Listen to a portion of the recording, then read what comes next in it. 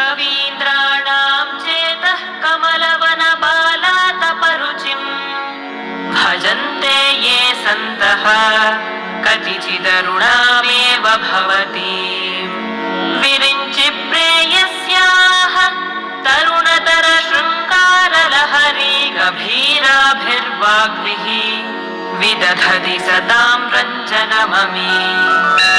सवित्रीभिर्वाचा शशिमणिशिलाभङ्गरुचिभिः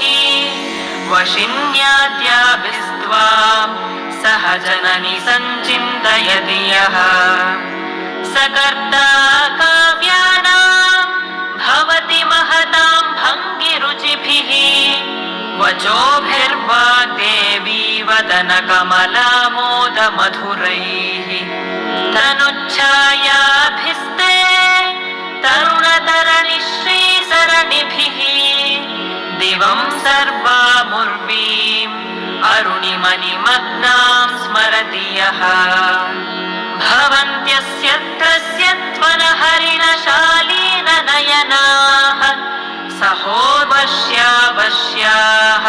कति कति न गीर्वाणगणिकाः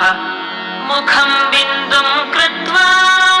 कुचयुगमधस्तस्य तदधो हरार्थं ध्यायेद्यो हरमहिषिते मन्मथकलाम् स सत्यः संक्षोभम् नयति वनिता इत्यतिलघु